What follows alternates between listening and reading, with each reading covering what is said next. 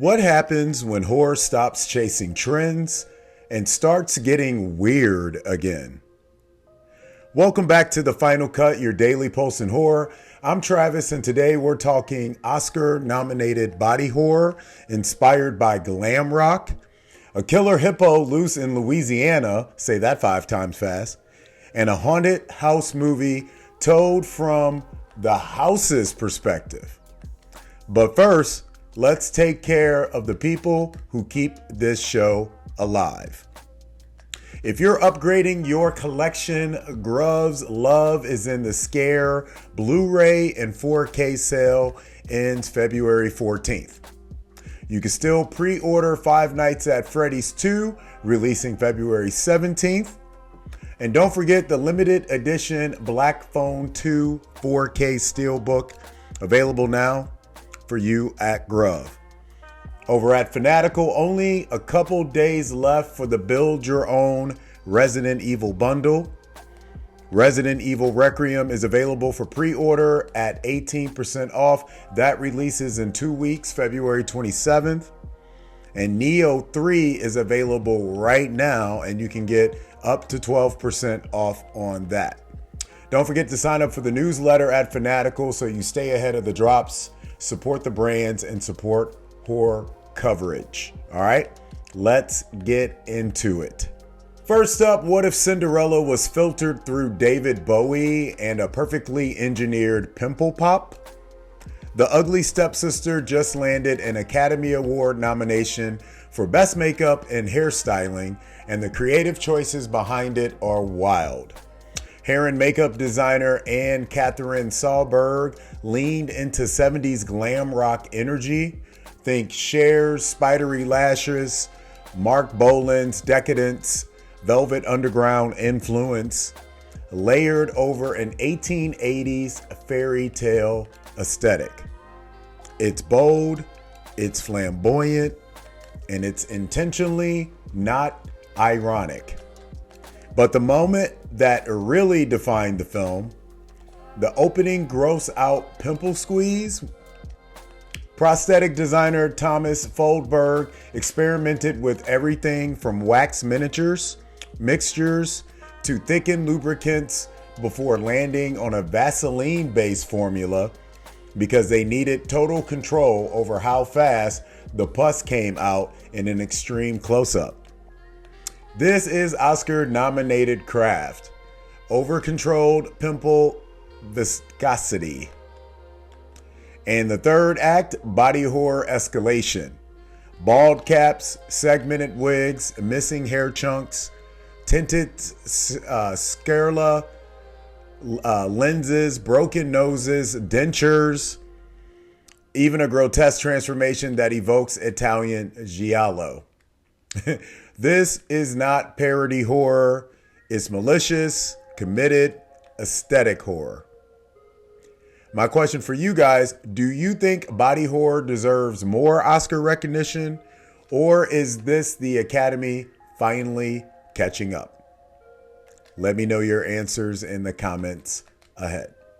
Next up, we've had sharks, we've had anacondas, we've had primates, and now we have a bayou hippo.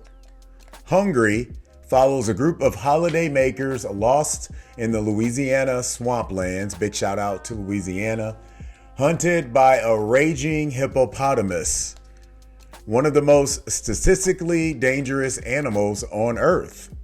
See, you learn something every day on The Final Cut. Yes, the title echoes Hungry, Hungry Hippos.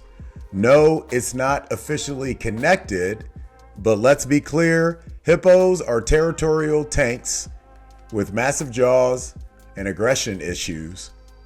Pound for pound, they're one of the deadliest animals in the world. The cast in this film includes Madison Davenport and Joaquim de Almeida.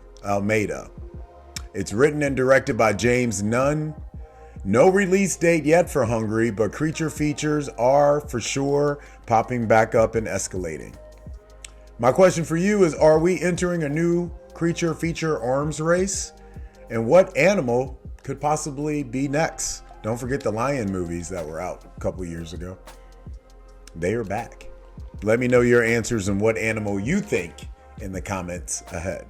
And finally, speaking of hungry, after haunted house stories told from a dog's perspective and a ghost's perspective, now we get one told from the house. The House Was Not Hungry Then hits digital February 13th and follows an abandoned house in the Scottish countryside where visitors disappear, all observed through single locked-off wide shots from inside each room. No reaction shots, no inserts, no emotional guidance, just distance, stillness, brutal objectivity. Director Harry Aspinwall says he was inspired by Ruben Östlund and Roy Andersson. Dry, sparse, emotionally withholding filmmaking applied to horror.